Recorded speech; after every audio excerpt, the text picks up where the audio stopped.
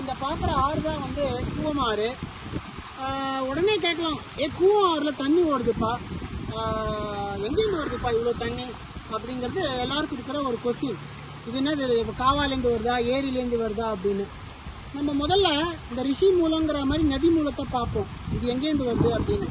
முதல் கேள்வி, இந்த கூவமாற்றில் இவ்வளோ தண்ணி போகிறது, இது எங்கேருந்து வருது, இதோட ஆரம்ப புள்ளி என்ன? இதுதான் முதல் கேள்வி. இதுக்கு போனோம்னா நம்ம 1000 வருஷம் முன்னாடி டிராவல் பண்ணணும். நந்திவர்மன் 3 பல்லவ மன்னன் வந்து நந்திவர்மன் 3ன்னு ஒருத்தர் தான். அவன் ஆண்ட பகுதி காஞ்சிபுரம். காஞ்சிபுரம் பக்கத்தில் வாலாஜாபாத் இன்னைக்கு இருக்குது. அது பக்கத்தில் காவேரிப்பாக்கம்னு ஒரு ஊரில் தமிழகத்தின் 2வது பெரிய ஏரி, அதை கட்டினான். சரி, அந்த ஏரிக்கு எங்கேருந்து தண்ணி வருது அப்படின்னு பார்த்தீங்கன்னா, அது பக்கத்துலேயே ஓடுறதுதான் பாலாறு ரிவர். அந்த பாலாறு ரிவர்லேருந்து அந்த தமிழகத்தின் 2வது பெரிய ஏரியான காவேரிப்பாக்கம், அது பேர் திருப்பார்கடல்னு பேர். அந்த திருப்பார்கடல் ஏரி ரொம்பி அதுலேருந்து நீங்கள் பார்க்குற இந்த தண்ணி தான் கூவமாற்று தண்ணி. ஸோ முதல் கேள்விக்கான விடை, இந்த கூவமாறு பாலாற்றின் கிளை நதி திருப்பார்கடல் ஏரியிலிருந்து வருகிறது. 1000 வருடம் முன் நம் முப்பாட்டன் நந்திவர்மனால் கட்டப்பட்ட ஏரி, அதுக்கு முன்னாடியே இருந்தது, அவன் செம்மை செய்வான், அதுலேருந்து வருது. சரி, ரெண்டாவது கேள்வி வந்து, அங்கேருந்து எப்படிப்பா திருவள்ளூருக்கு வந்து மெட்ராஸ் போகுது அப்படின்னு ஒரு கேள்வி இருக்கலாம். கூவமாற்றின் வழித்தடம் என்ன?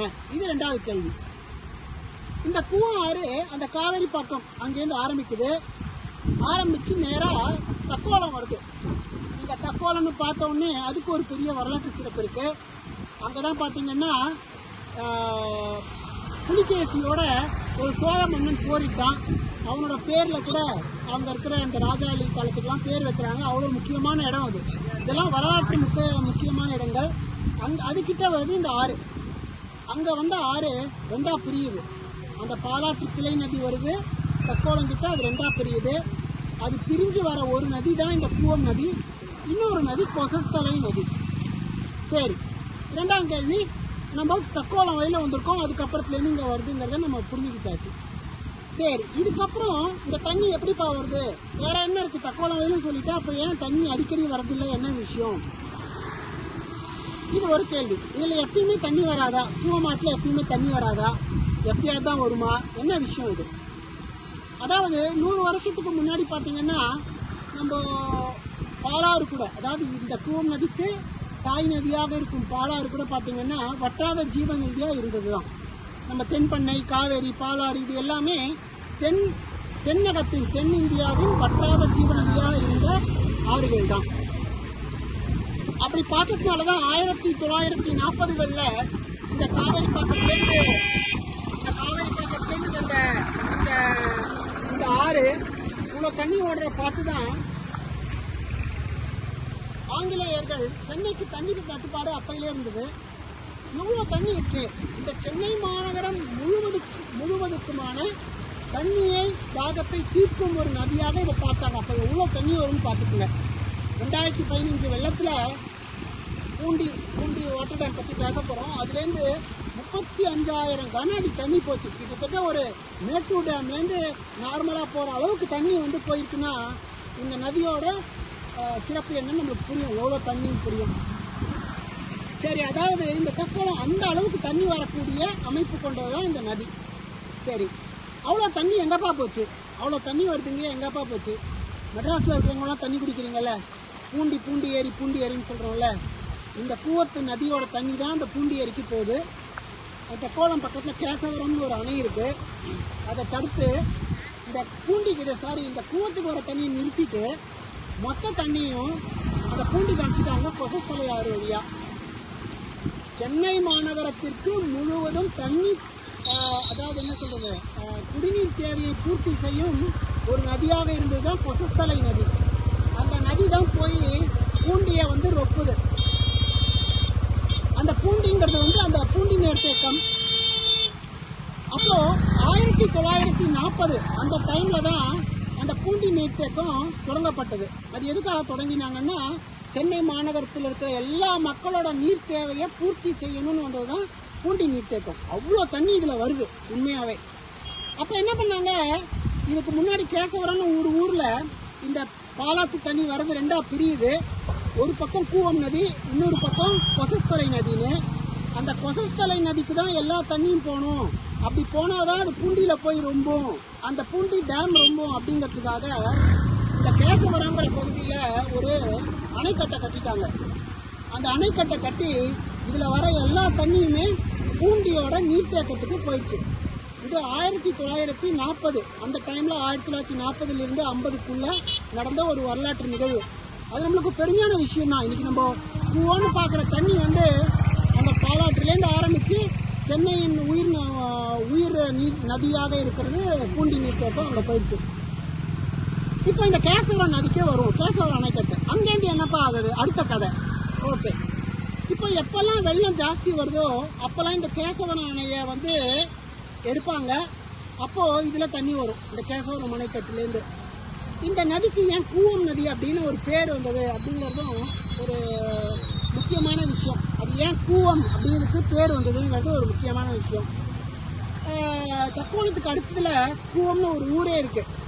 ஓகே, அங்கே மிகப்பெரிய சிவாலயம் இருக்கிறது. அந்த சிவாலயம் பார்த்தீங்கன்னா இந்த கூவம் நதிக்கரையின் முதல் சிவாலயம் அப்படின்னே சொல்லலாம். இந்த கூவம் நதிக்கரை முழுவதுமே சைவ சிவாலயங்கள் நிரம்பி உள்ள பகுதி தான் இது. அங்கே தீண்டா திருமேனி அப்படிங்கிற ஒரு சிவாலயம் இருக்கு. அந்த சிவாலயத்தை தொட்டு இந்த தண்ணி வரதுனால தான் இதுக்கு கூவம் அப்படின்னு பேரு. அந்த கூவம் கோவில்ல வருது. அங்கேருந்து வருது இந்த ஆறு. அங்கேருந்து வர ஆறு தான் இந்த திருவள்ளூர் தடுப்பணையை வந்து சேருகிறது. இதுவரையிலும் பார்த்தீங்கன்னாலே நம்மளுக்கு எல்லாமே சுத்தமான தண்ணி தான் அந்த கூவம் பகுதியிலேருந்து வர தண்ணி.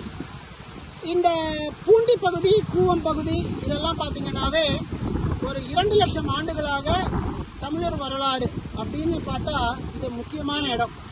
ஏன்னா இதோட பின்னணி என்ன அப்படின்னு பார்க்கணும். இதோ நம்ம கூவம் நதினா சாக்கடைன்னு நினச்சிக்கிறோம். இல்லை, 2 லட்சம் ஆண்டுகளாக இந்த மக்கள் வசித்ததற்கான ஆதாரம் உள்ளது.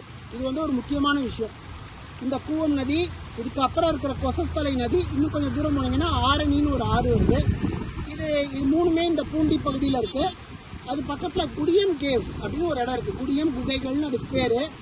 அங்கே 2 லட்சம் ஆண்டுகளுக்கு முன்னு இங்கே வசித்த மக்களோட எல்லா விஷயமும் அங்கே இருக்கு, அங்கே வச்சிருக்காங்க. அது அப்பேற்பட்ட ஒரு பழமையான புராதனமான ஒரு நதி தான் இந்த கூவம் நதி. இதோட கிளை நதி கொசஸ்தலை நதி. சரி, அடுத்த விஷயம் நம்ம ஏன் இப்போ இங்கே நிற்கிறோம். இப்போ அந்த கூவம் அப்படியே டிராவல் ஆகிட்டு வருது, வந்து திருவள்ளூர் நகரை இந்த மணவாள் நகருங்கிற இடத்த அறையுது. இதுவரையிலும் நல்ல விஷயம்தான்.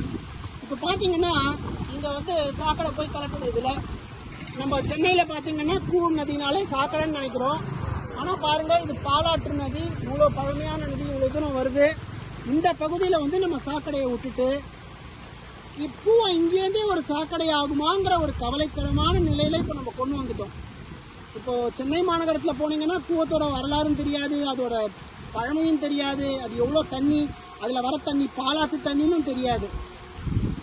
ஆனால் இதுதான் அதோட பேக்ரவுண்டு. திருவள்ளூரில் நல்லா சுத்தமாக இருக்குது.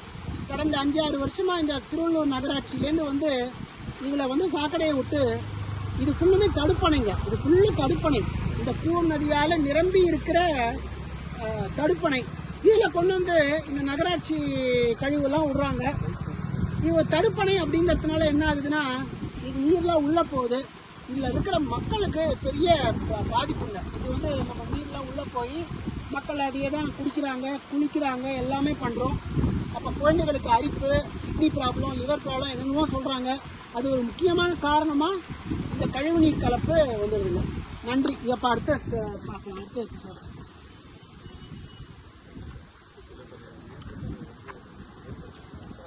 கொஞ்சம்